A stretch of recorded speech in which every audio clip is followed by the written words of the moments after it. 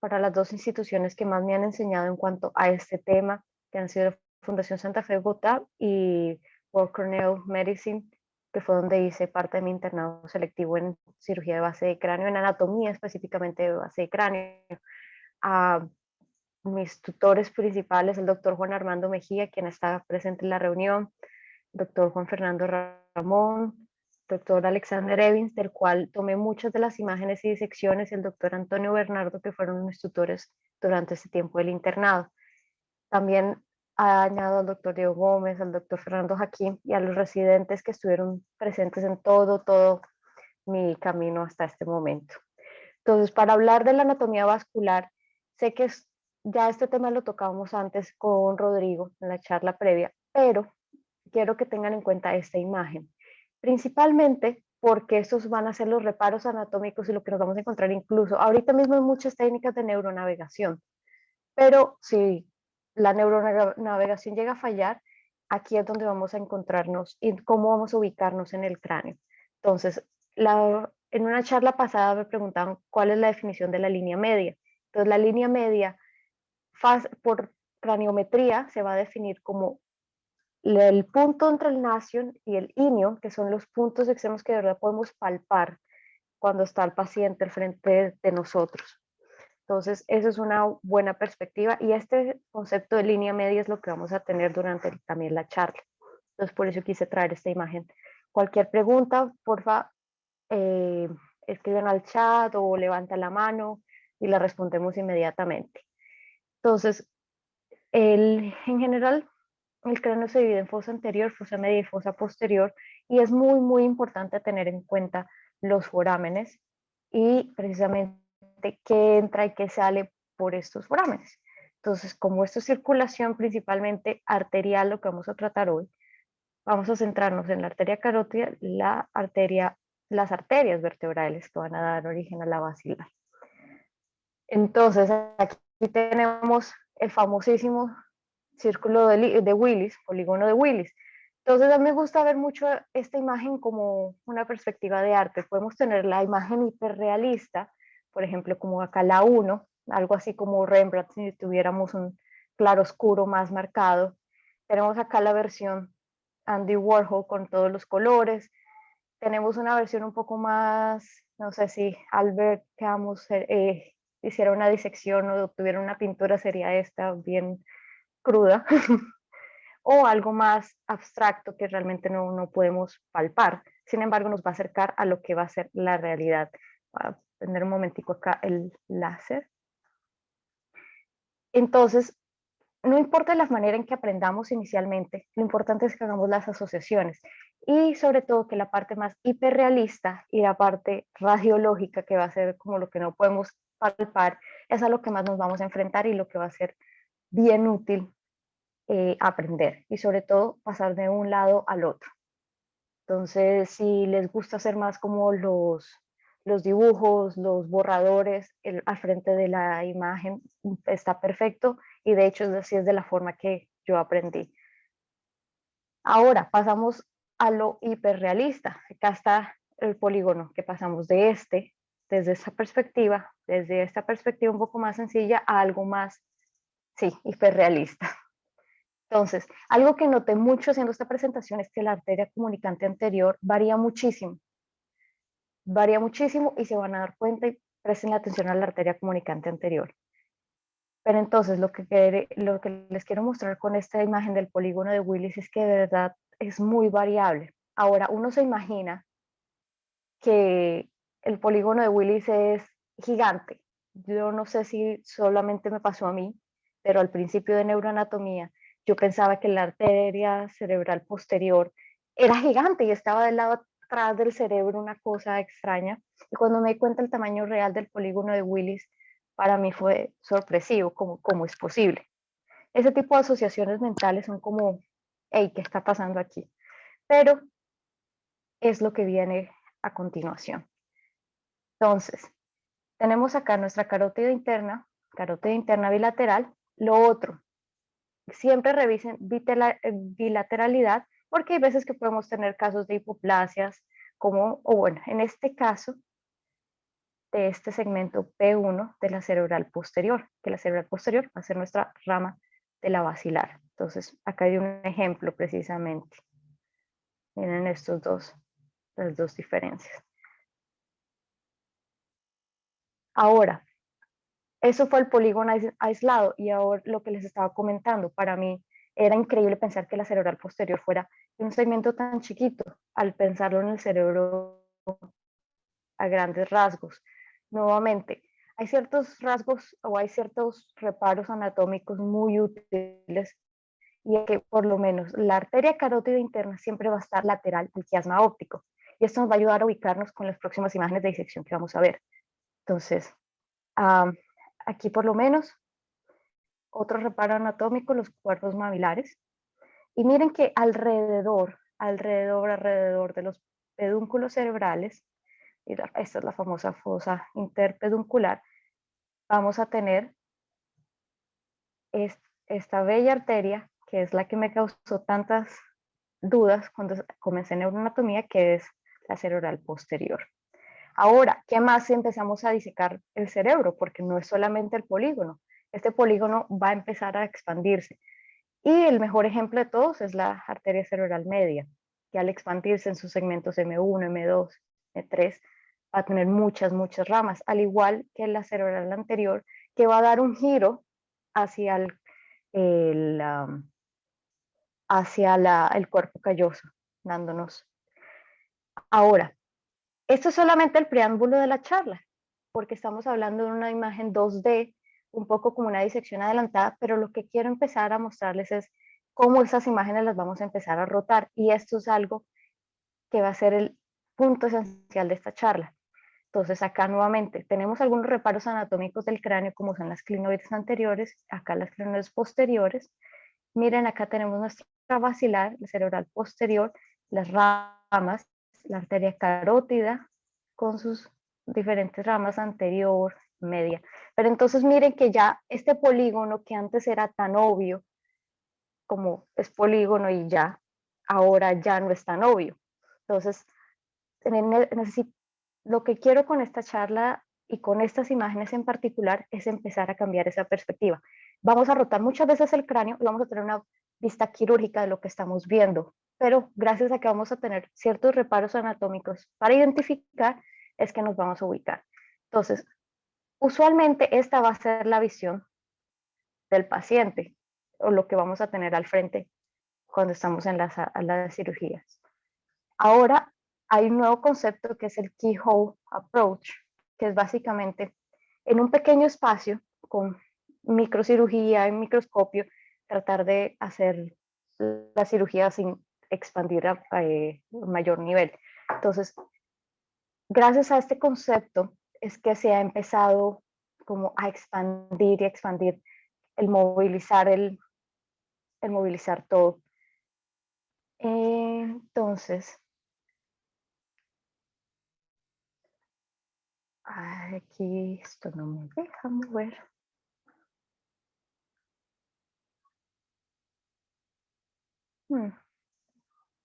Bueno, que hay un problema técnico aquí con él. Listo. Ahora, esto es a lo que de verdad nos vamos a enfrentar. Ya pasamos de la perspectiva 2D del polígono ahora a esta perspectiva real del polígono 3D. Entonces, primero vamos a ubicarnos y para esto necesito, si Rodri y Dani están disponibles, necesito a alguien que vaya interactuando o por favor escriban en el chat. La perspectiva que estamos viendo es desde arriba.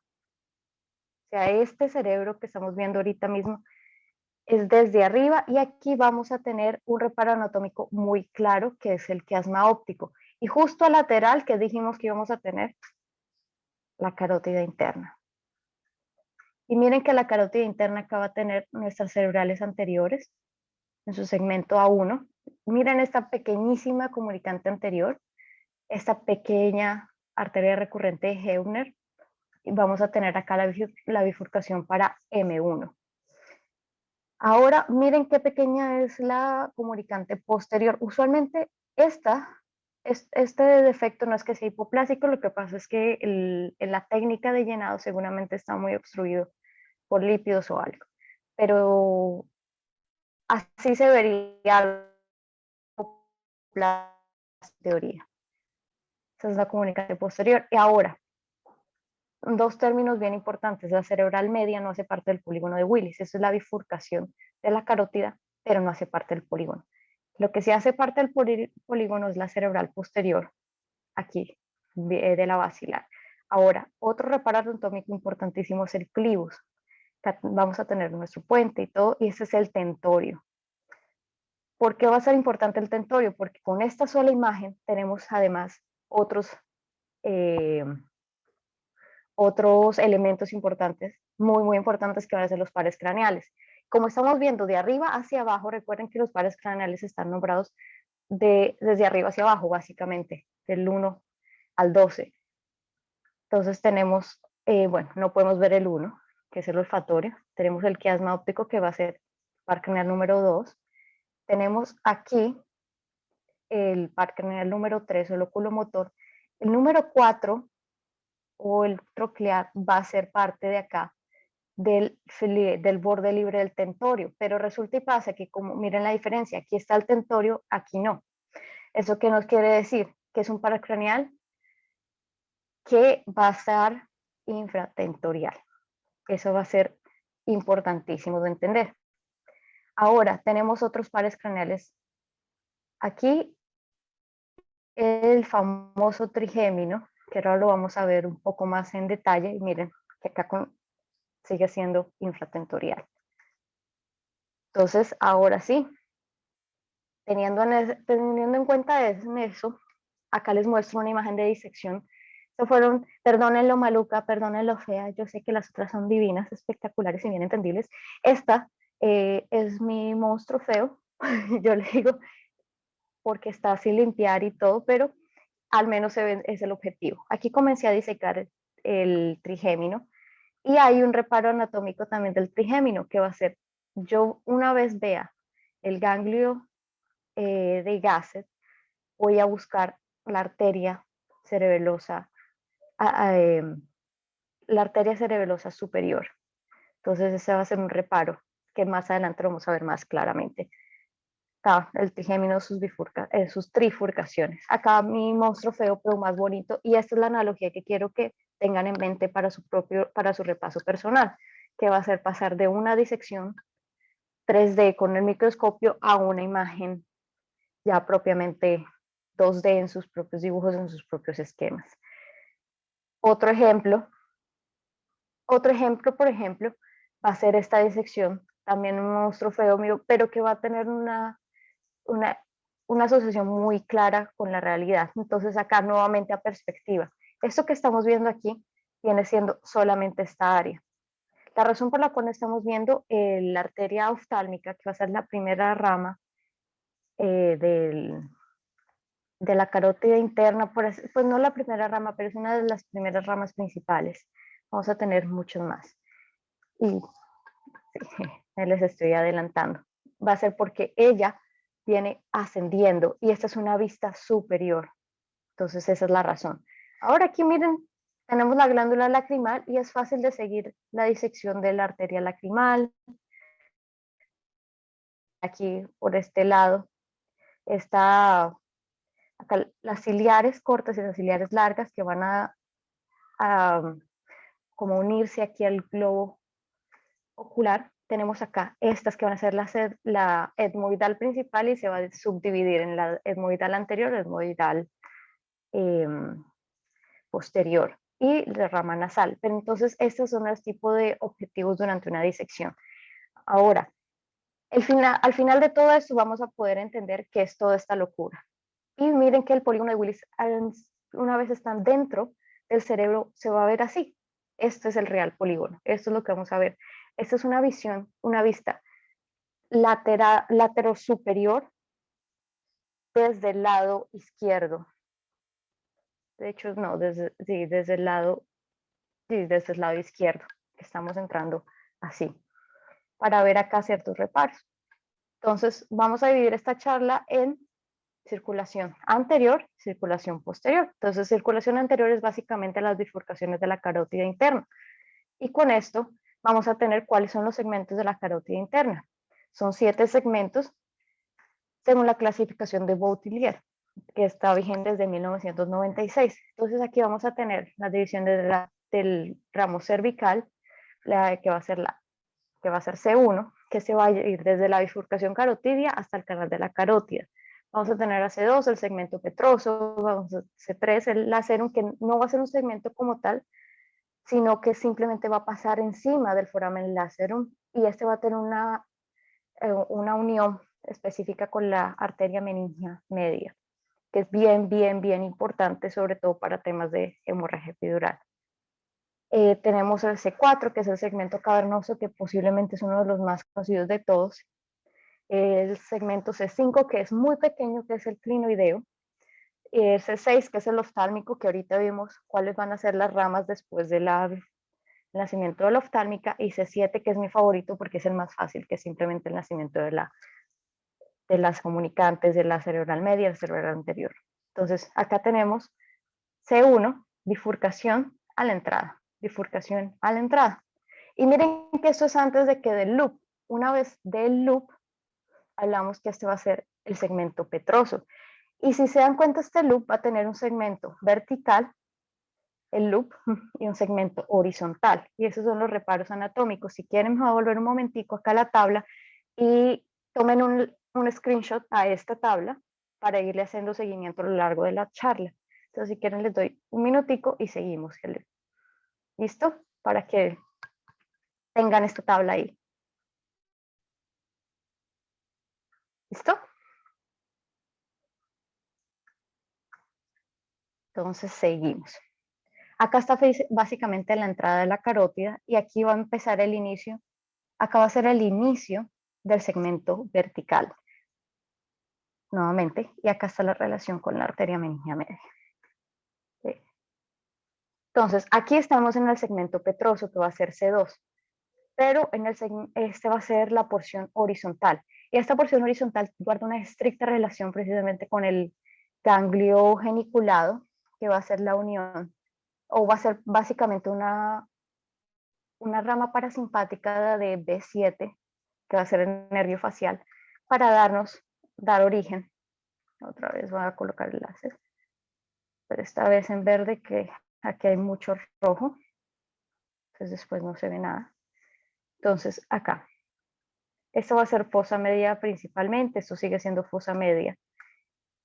Entonces va a ser la rama parasimpática de B7. Este nervio ahora que va a salir de este ganglio geniculado va a ser el nervio, perdón que me toca hacer el nervio petroso superficial mayor, petroso mayor superficial. Entonces, este nervio petroso superficial, petroso mayor superficial, va a unirse junto con el nervio petroso menor para formar, que se viene ascendiendo para formar el nervio vidiano. Y esto básicamente va a ser lo que va a llevar la información del gusto junto con una información del glosofaringio, y esto ya pues terminará para pares craneales. Pero entonces lo que siempre se debe recordar es que este nervio va encima de la carótida, entonces cualquier lesión de la carótida en el segmento C2 puede tener efectos precisamente en el gusto, gracias a que esto sucede. Ahora, no solamente en el gusto, también tenemos acá nuestro hermoso trigémino esa es la fosa de Mecke. El trigémino siempre va a ir arriba o superior a la carótida. Entonces, como vemos acá, la carótida va a empezar a ascender nuevamente, pero no sin antes pasar encima del foramen lacerum. Entonces, un poquito más, un acercamiento. Entonces, acá nuevamente tenemos una perspectiva. Acá lo estamos mirando horizontalmente, que era más unido a esto. Acá lo que hicimos fue rotarlo aproximadamente unos 60 grados hacia la derecha. Nuestro camino encima de la carótida, nuestro nervio petroso mayor superficial, por encima, voy a hacer este de hecho, aquí, perdón, aquí, ya estaba marcándoles otro, este que viene acá, encima de la carótida también, y vamos a tener acá, este es el borde libre del tentorio, que si recuerdan cuando les mostré el tentorio y que estábamos descubriendo los pares ópticos. Bueno, acá está el par 4, número 4, el troclear, y justo medial a este va a estar el tercer par o el oculomotor. Ahora, fíjense que esta pequeña rama del trigémino también se une a 4 y resulta que estos van a ir a formar el triángulo oftálmico, el cono oftálmico, van a encontrar muchos nombres, pero básicamente toda la unión de los pares que tienen una función en el ojo. ¿Por qué no vemos 6?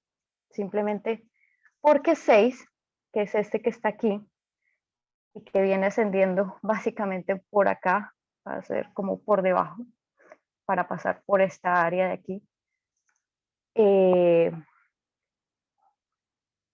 no, no lo fue, pues no pudo ser visto desde esa perspectiva porque simplemente está muy lateralizada esta imagen.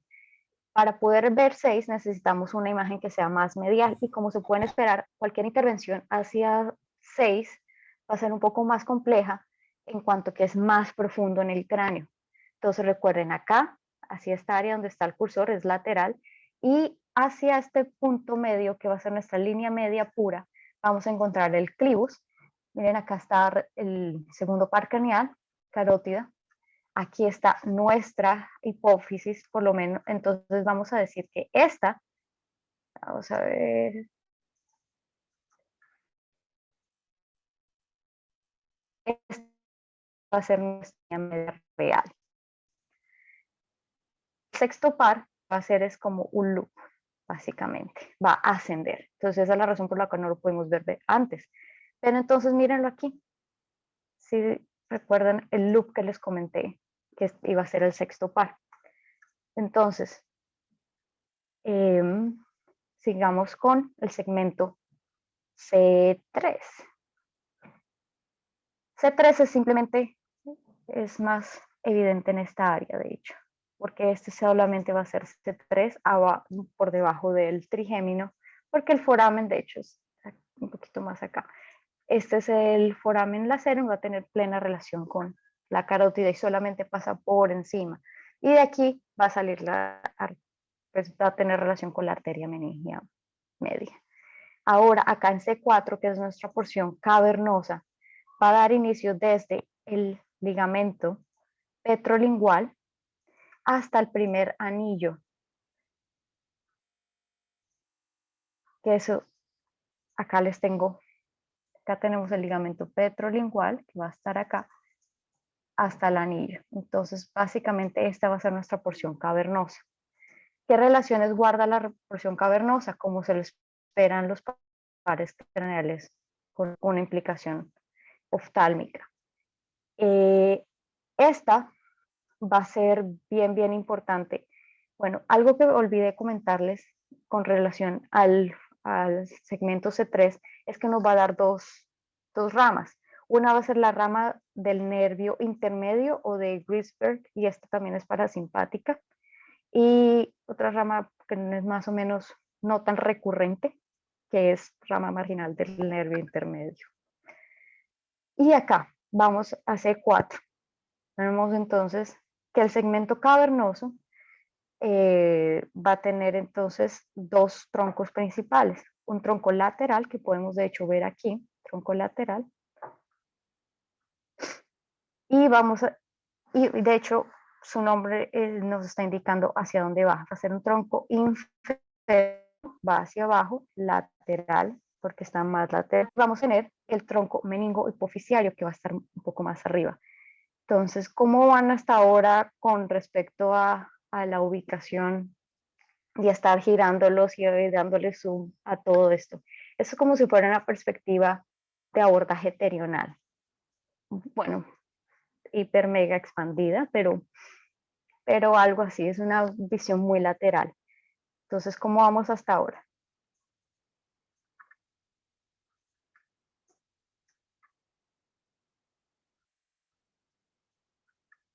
Hola, creo que, Muy bien. vale. Entonces, ¿qué es esto de los anillos? Los famosos anillos de la carótida van a ser estos dos segmentos que van a ser el anillo proximal y el anillo distal.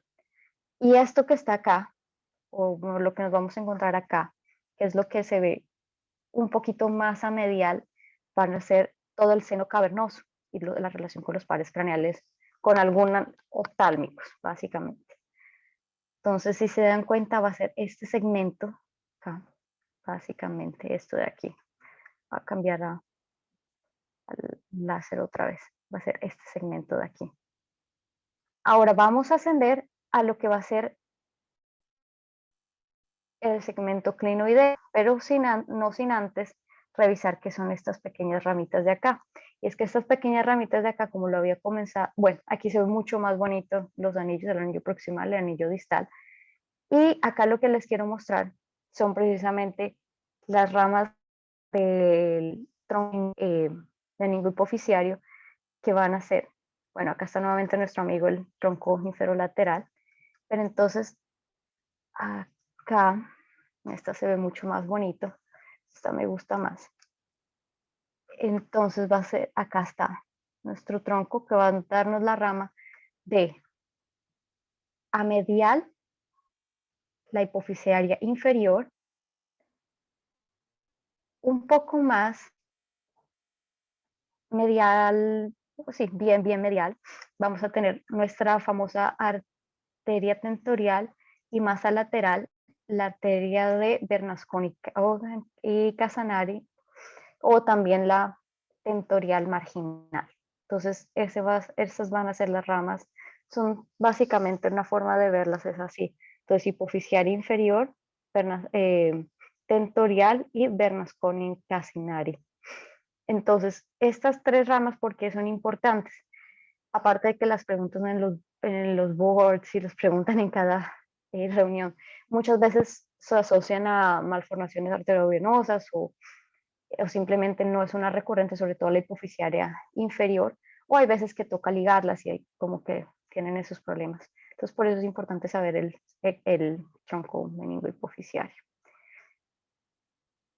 Ahora, acá tenía resaltado el par craneal, pero digamos que no.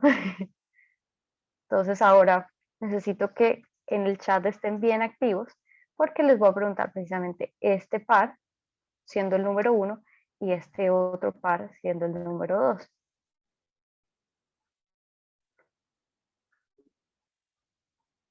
Y este chiquitico que lo voy a resaltar. Entonces, este chiquillo. Entonces, creo que me toca salir acá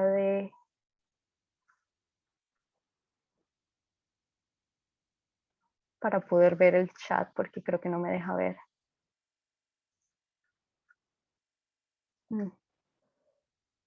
Si no me deja ver el chat.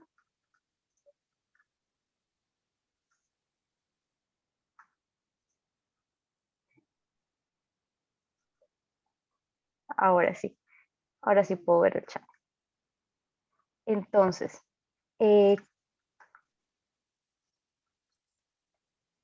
habíamos quedado entonces este par craneal, miren, este es el tentorio, este es el borde libre.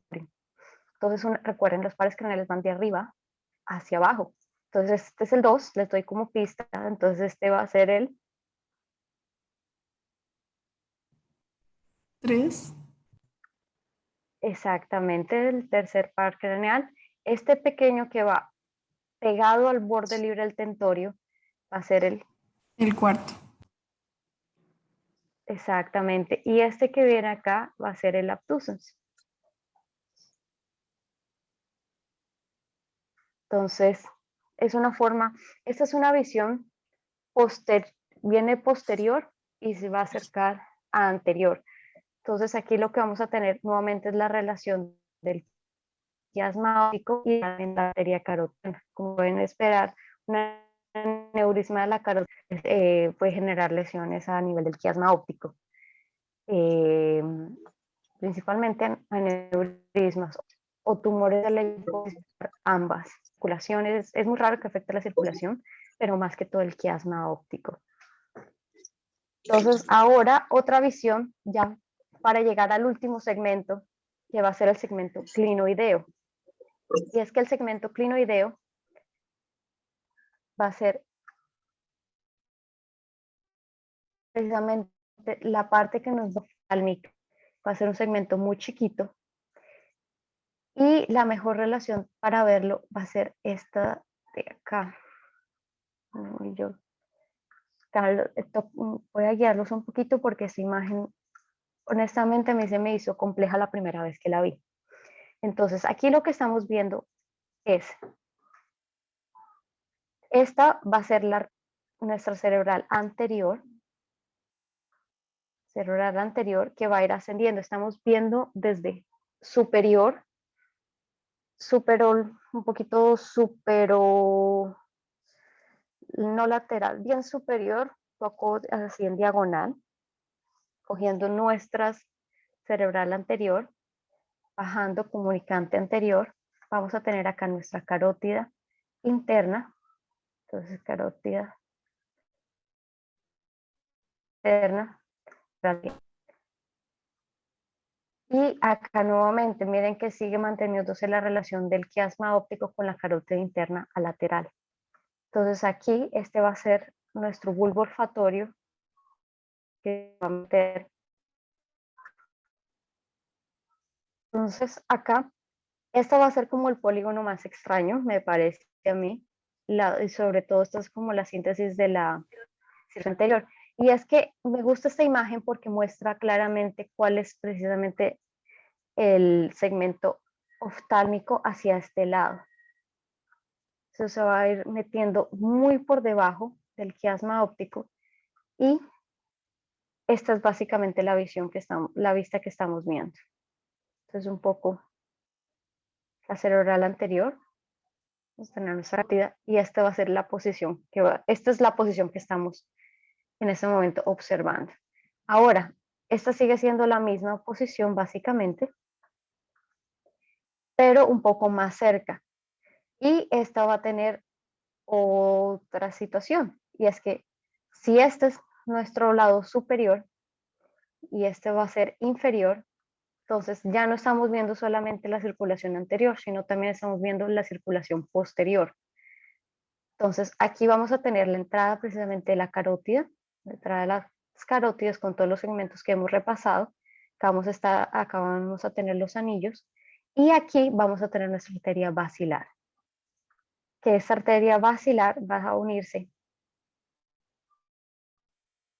un poquito más a posterior con la comunicante posterior. Aquí podemos ver el trayecto de la carótida neural hacia la cerebral media y a los segmentos A1. Aquí nuevamente la hipófisis. Y esta es como una de las perspectivas clásicas de cirugía. Entonces esto es lo que va a ser un polígono invertido básicamente. Ahora, estamos viendo, es como si tomaran un segmento del cráneo, cortaran horizontalmente y tomaran otra lámina y lo cortaran verticalmente. Entonces acá, y la imagen está tomada un poco inclinada. Entonces aquí estamos viendo solamente los caminos, todo el segmento de la arteria cerebral media, cómo se mete y que va a dar las ramas lentículo-estriadas. Entonces acá las ramas lentículo-estriadas.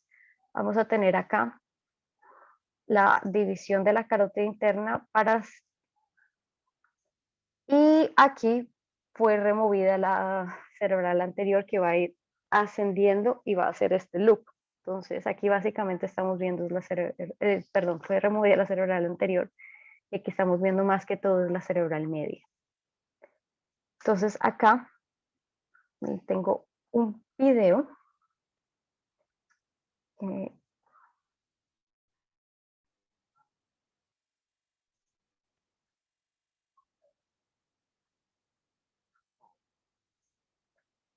Que es una herramienta de Atlas de Neuroanatomía, Neuronáutica de Cohen. Entonces acá lo que vamos a ver y que voy a tener un poquito. Acá estamos entrando desde un abordaje terional. Entonces lo primero que vamos a encontrarnos con el abordaje terional van a ser las ramas de la arteria cerebral media. Entonces generalmente lo que es que se va ingresando, voy a devolver un poquito el video. Entonces acá lo primero que nos vamos a encontrar por el valle silviano van a ser las ramas terminales de la cerebral media. Ahora podemos revisar un poquito. Hay contacto con el tronco principal de la cerebral media, pero entonces recuerden, nuestro paciente está un poco irritado. Entonces, para hacer este seguimiento, vamos a adelantar un poquito esto. Entonces acá tenemos nuestra M1. Y si acá tenemos nuestra M1,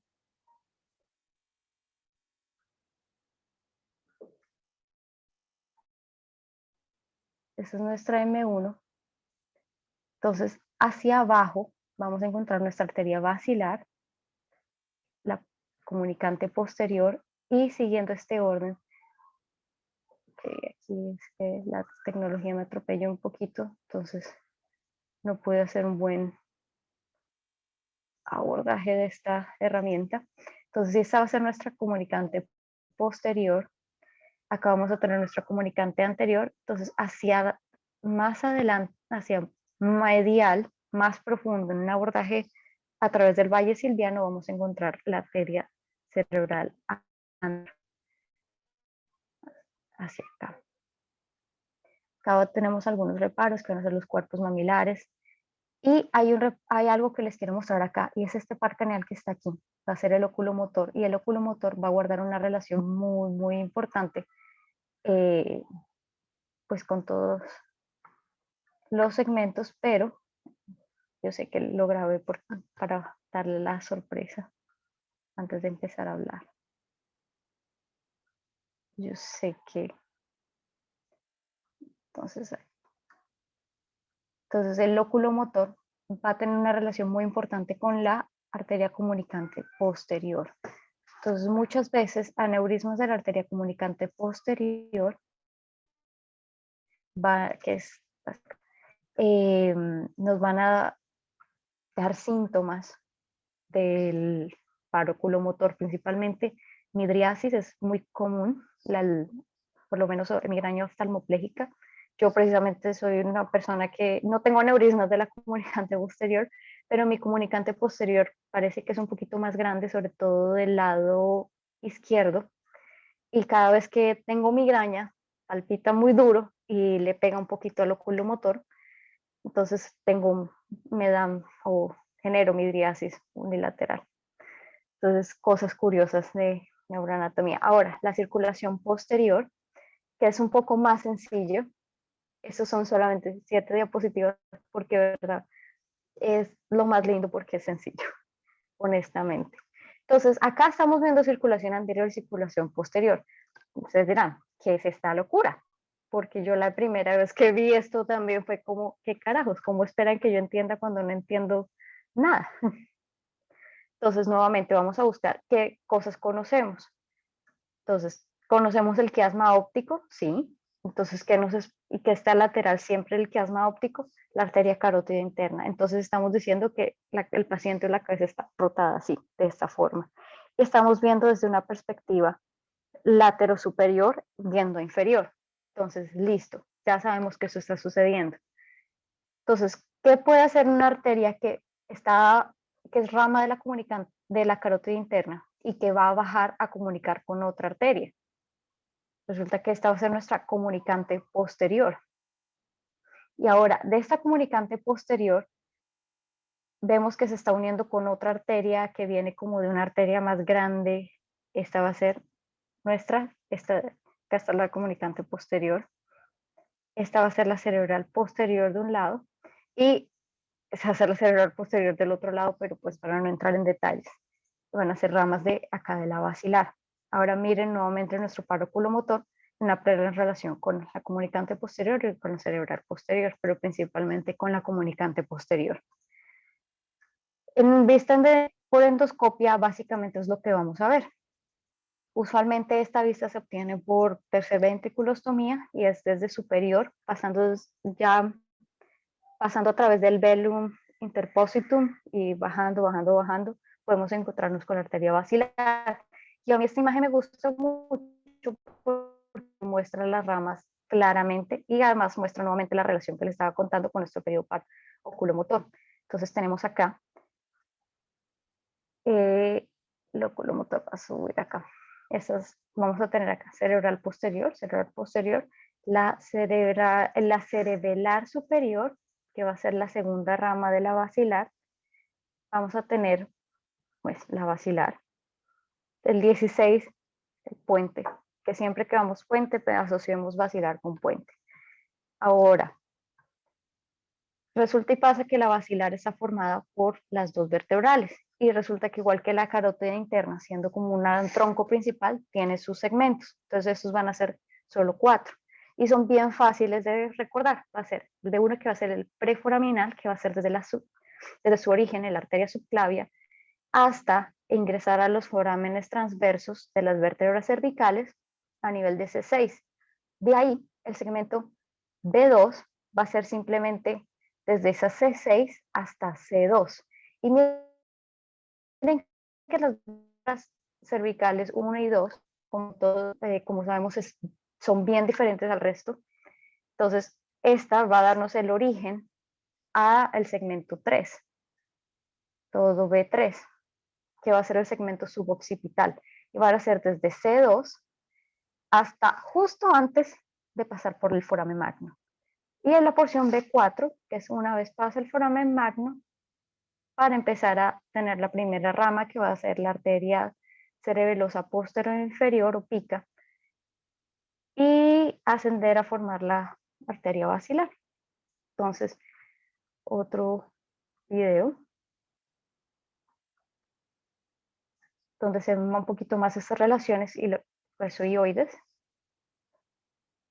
Y estos segmentos van a tener a su vez sus respectivas ramas, básicamente. No sé si quieren, ahorita me devuelvo y pueden tomarle una foto a la tabla. Entonces acá la parte interarticularis. Este loop es supremamente importante, sobre todo porque muchas lesiones suceden aquí, sobre todo. Se pueden hacer disecciones de la vertebral en el nivel, en el momento que hace el loop entre C2 y C1 y pasa por el famoso el cuerpo de C1 o el groove, lo van a encontrar varias veces.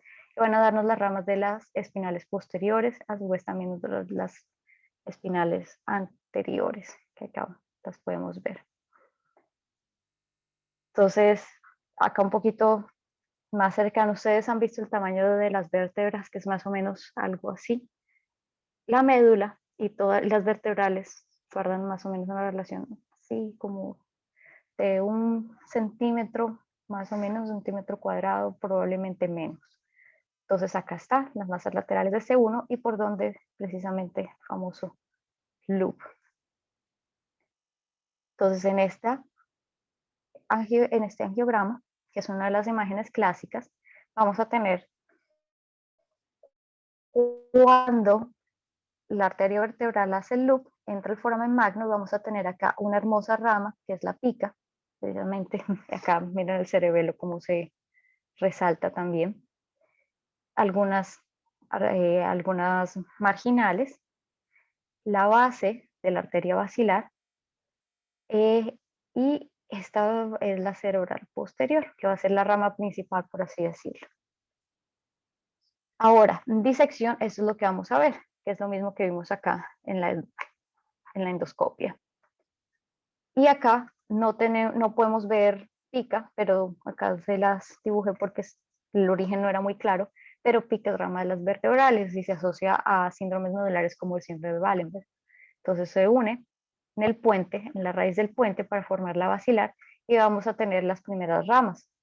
La aica, tenemos acá, esta es la aica, esta, creo, esta es una variante de la pica, de hecho, porque usualmente, bueno, eso es la otra cosa. Muchas veces, generalmente la pica es rama de la vertebral directamente, pero puede tener salidas a veces de la basilar. Este es un caso, porque este recorrido es muy, muy clásico de la pica, que se dirige a rodear el cerebelo. Entonces, eso. Y no guarda relación bilateral. Entonces, esta es la aica, que se va, si recuerdan en la disección del trigémino que les comenté que la aica iba a ser muy importante en su relación con el trigémino. Esa es la razón. Miren el recorrido de aica superior al nervio trigémino, un poco superomedial, y va a abrazar el trigémino. Entonces, neuralgias del trigémino, pueden haber neuralgias trigeminales debido a neurismas o incluso a lesiones vasculares de la aica, y eso es bien, bien interesante. Ya tenemos la cerebrosa superior y finalmente vamos a tener nuestra cerebral posterior. Esta es una vista un poco extraña, pero nuevamente vamos a buscar qué conocemos. Entonces, este va a ser el trigémino. Si tenemos acá el trigémino, este parece como el tentorio, pero está como no, como que viene muy por detrás. Entonces, pensemos, ¿qué es esto que está aquí? Si esta va a ser nuestro mesencéfalo y está saliendo medial del mesencéfalo, este va a ser nuestro oculomotor. Y sabemos que el oculomotor guarda relación con muchas veces la cerebral, bien sea la cerebelosa superior o con la cerebral posterior. Y miren acá la basilar. Entonces parece que fuera la rama principal. Entonces tenemos que estar la cerebral posterior, ese es el par oculomotor. Tenemos acá entonces, si este es el oculomotor y este está asociado al tentorio, va a ser nuestro cuarto nuestro cuarto par, y esta va a ser nuestro trigémino. Y justo por debajo vamos a tener, como está marcado, arteria cerebelosa superior en su porción caudal. Esta va a ser hacia acá, justo detrás está el tronco superior o cefálico. Entonces acá está una imagen muy similar, pero desde otra perspectiva, y acá vamos a tener nuevamente nuestra basilar, nuestra arteria cerebral, nuestro par oculomotor, que es el que vemos, y entonces hay algo que está como en nuestra cerebral posterior con la arteria carótida interna. Esta va a ser nuestro comunicante posterior. Esas son algunas ramas accesorias y básicamente aquí es una unión entre la circulación anterior y circulación posterior. Entonces esta es una vista en la cual se levanta un poquito el cerebro para poder ver esta unión.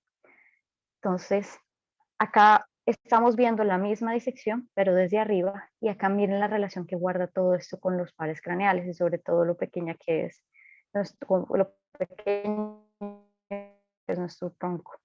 Entonces, si ven todas las ramas marginales, obviamente podemos estudiar cada una de ellas y sus implicaciones, sobre todo las ramas pontinas, es algo muy, muy importante. Pero lo que quiero que se les quede es la arteria basilar va a estar pegada al clivus y nos va a dar nuestras ramas cerebelosa superior, cerebral posterior. Esas van a tener, la cerebelosa superior tiene varios troncos, como lo observamos previamente, y esas se van a subdividir. Y de esta subdivisión también vamos a tener las arterias occipitales, que son las que van a ir precisamente a ayudar con la parte de la visión, a nutrir nuestro lóbulo occipital y van a ayudar a la visión. Pero entonces esta imagen me gusta mucho porque guarda la relación de lo que es supratentorial y de lo que es infratentorial. Nuevamente nuestro trigémino, miren acá, la cóclea, entonces este van a ser nuestros pares estilobo coclear. Acá vamos a tener nuestro sexto par que viene bien abajo y que va a ascender a ser parte del triángulo oculomotor. Entonces, eso es básicamente lo de circulación posterior, no es mucho y esto es solamente las bases. Obviamente una disección más a profundidad, más con detalle, podemos empezar a hablar de acuerdo a cada uno de los abordajes. No más el ángulo cerebropontino es uno de los más complejos, pero a la vez me parecen espectaculares porque ahí uno entiende de verdad la analogía entre lo que es lo vascular y sobre todo el plano también de los plejos venosos con lo que son los pares craneales en sí. Entonces, ante todo, el cerebro los ama, yo los quiero mucho. Una foto vieja, un poco muy mala, pero algo que me recuerda cuando inició este grupo, que empezó como un sueño y ahora pues se está llenando cada vez y cada vez y cada vez que atienden a nuestras charlas, pues mayor felicidad. Acá es un poco de imágenes de disecciones, nuevamente, la práctica lo es todo. Entonces acá por lo menos está algo que me llena de orgullo, esta es mi letra con la mano derecha, mi letra con la mano izquierda, y es simplemente practicar, practicar, practicar, practicar. Quienes me conocen saben que yo no soy una persona supremamente pues, brillante, pero me esfuerzo bastante por hacer todo. Entonces, si tienen alguna pregunta, entonces quedo más que atenta.